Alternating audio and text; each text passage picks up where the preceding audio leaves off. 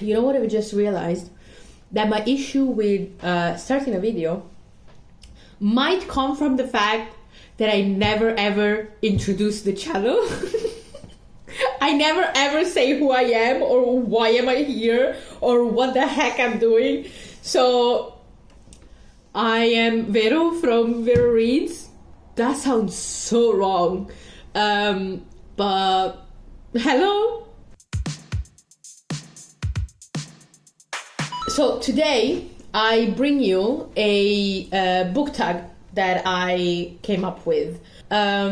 This book tag is called the Mood Ring book tag, and it's based off of the old 90s mood rings that we used to have, the ones that changed colors based on your emotions. They were very tacky, but so cool. Everybody wanted one. I think that the mood ring and its changeability and its unreliability fits very well the mood reader as an archetype.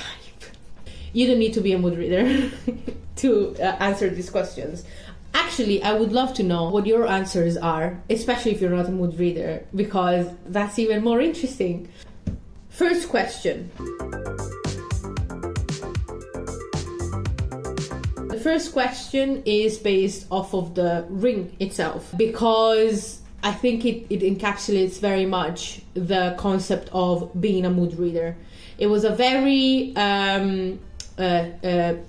adjustable band of metal, flexible, but also very unreliable, because sometimes it just made your finger green. The question is, what makes you a mood reader, if anything? I've never met two mood readers that were the same. I've listened to a lot of people talking about being mood readers, and everybody has a different definition or a different lived experience of what being a mood reader is. For me specifically, it's two things that define my identity as a mood reader. First of all, some external factors like my energy levels or the season. Basically, there are periods of the year where I read almost nothing because maybe it's crazy at work, or I'm very lethargic because of seasonal issues. And then there are other months where I'm active, I'm on it, I can't wait to read and talk about reading, and I just want to consume as many books as possible. And then there are some internal factors that dictates what I read specifically. The external factors usually define how much I'm reading. The internal factors define what I'm reading. And the internal factor is usually how the last book I finished left me. Like what I've just finished reading really informs what I'll be reading next. And that's what makes me a very unreliable reader and a very moody reader. Question 2.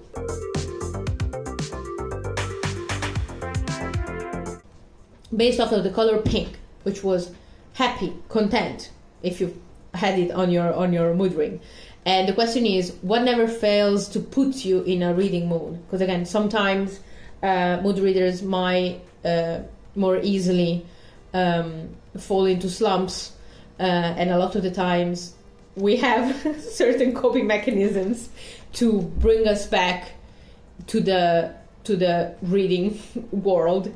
For me, it's talking about books, talking about literature, talking about tropes, talking about the publishing industry, just talking about books in any capacity, in any way, shape or form, with any type of person. Talking about books puts me in a reading mood, and it's great. That's what really helps me. Third question. based off of the color purple, which is, oh, you're feeling love, you're feeling romantic, you're feeling like there's a special someone in your heart. And so the question I wanted to ask is, what are your comfort rereads or your favorite authors? Because I noticed that a lot of the time mood readers tend to have like the comfort reread or the author. I think most readers have one, but I think because mood readers, sometimes we get very panicky about not knowing what we want to read, and then we just go to the comfort read for reliability's sake. For me, my favorite books of all time, not even favorite, okay, because I feel like there's a difference between a comfort read and a favorite book.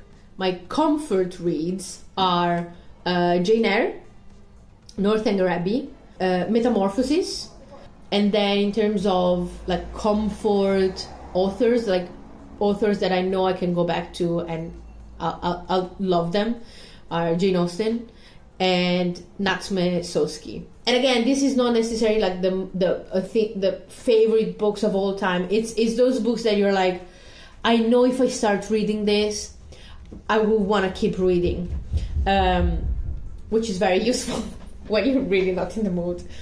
Fourth questions, I believe. Blue, which means that you're very calm and peaceful. Maybe ironically, the question I put is for this color is, do you read multiple books at once? Which is it causes a lot of stress in my reading life because as I've said, I have a lot of currently reading books. I routinely start and don't finish book and then pick them up again and then DNF them and then go back to them and then finish them but start something else. Like, that's just part of my reading habits, constantly having books I'm in the middle of, which is very useful because sometimes it's very helpful knowing that you're already in the mood of you're already in the middle of a book. You don't need the first 150 pages to get into the story. You can just be in the story at any given time. That's very useful. But there are some people who just read one book. There are some people who read multiple books, but in a very I have one audiobook, one ebook, one physical book. So I'm really curious to know how other people experience their multiplicity in reading. Fifth, oh, that's such a hard word for me. Fifth question.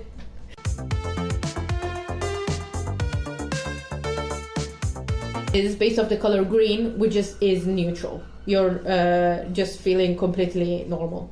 And that is, what book or books are you currently reading and what made you want to start them? I think that's a really important question because I feel like a lot of the times as a mood reader, you don't start a book just because. There's always a reason why you started it. You can always it's never a set arbitrary decision. It's always no, I know why I needed to read this in particular. So I think that's why it's an important question to have.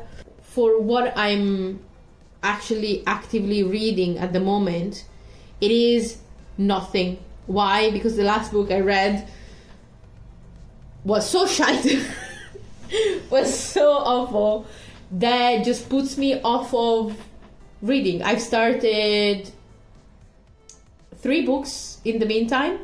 I have a TBR, but I'm not reading anything off of those books. I'm not in a reading slump because I finished this book, I think, yesterday or the day before. And in the meantime, I have read.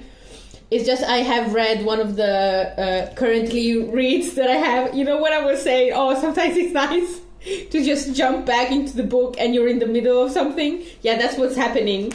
Because the last book I read frazzled me so much that I couldn't start a new one because I was so scared that I would find another very disappointing book. So I knew I would like this, and I just read another short story from Spirits Abroad by Zen Cho.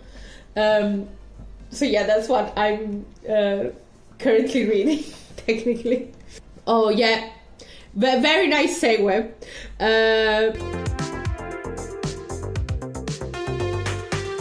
The very nice segue is to the color black, which is fear. And the question is, did a book ever put you in a slump?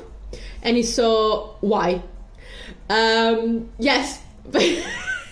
I didn't have this when I read when I wrote the question, and I was like, oh, I don't remember the last book that did that.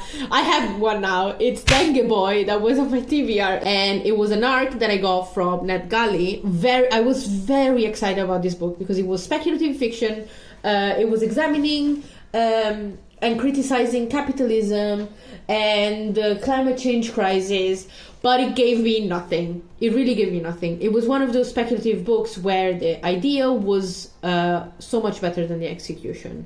Maybe this book is for somebody else, as in maybe it appeals. It would appeal to somebody else better, but it really gave me nothing. If you want to read it, if you want to check it out for yourself, it's quite short, but check the trigger warnings, because it's very unnecessarily graphic and violent, and it has a lot of shock value stuff happening that, for me, personally, didn't add anything to the themes, to the characters, to the plot. They really didn't add anything other than creating an image that was unpleasant to be in. So that's my review of Dengue Boy.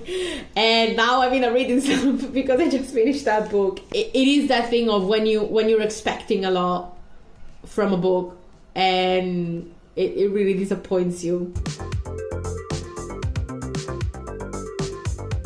The next question is based off the color yellow, which is when you're very nervous and anxious and unsettled. And the question is, do you often get stuck in what I would call a reading limbo? What is a reading limbo?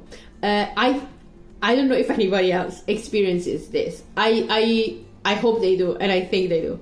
But what I would call a reading limbo, I had to write down a definition because it was clear in my head, but sometimes I have a hard time articulating it in a way that makes sense. So the definition I came up with is: a reading limbo is when you get so overwhelmed by all the books you're reading or could be reading that you end up not reading anything. It could be because there's too many good books to read, or because no book sounds fitting to your mood, or because you feel obligations towards certain books that you don't actually want to read in the moment. So that's what I would call a reading limbo. I think the difference between a reading limbo and a reading slump is that the reading slump is just generally when you're not reading for whatever reason. It might be you don't have time, it might be you don't have the energy, it might be that you are in a reading limbo and you don't know what to read. But the specificity of reading limbo is that you want to read, but there's too many options and you don't know where to start. And that happens to me quite often. That happens to me at the very minimum twice a year, and it lasts for a while. Like, not just the I'm not reading phase, the I'm deciding what to read might take a week or two. And I want to, again, to be such a clear distinction. It's not that you don't read and that's the issue. You might be reading whilst you're in the limbo, but it's nothing satisfying, and it's nothing that gives you that sense of, wow, reading is so cool. And a lot of the time I spend like 1 or 2 weeks just deciding what to read. But thankfully, now I know myself, and I know how to kind of navigate these treacherous waters in a way that lets me just ride the waves and land on a book to read. I really hope this is a universal experience and it's not just me being weird. Last question to end on a positive note. Last question of the Mood Ring book tag is the color aqua, which is when you're feeling cheerful and energetic and full of life. And the question is, what's a piece of advice you want to give to a fellow mood reader? Because I need it, so please tell me. I need all the advice I can get. My piece of advice to you, as somebody who has nothing figured out, is to take the pressure off in many different ways. I feel like a lot of the time people get a daunting feeling from their TBRs, especially if it's a physical TBR, especially if it's a book club or readathon TBR, and we have a tendency to get overwhelmed by the expectations that we put on ourselves, because we're not in school anymore. I mean, unless you're in school. If you're in school, valid, panic, it's fine. But if you're not in school, don't put that pressure back onto yourself. It's fine. Just read whatever. It would be nice if we could just decide, oh, I should read that book, so I'm gonna. If you're a mood reader, sometimes that doesn't happen. Most of the times that doesn't happen. And it's fine. And instead of maybe reading less or enjoying your reading experience less or not reading at all, just choose a different book.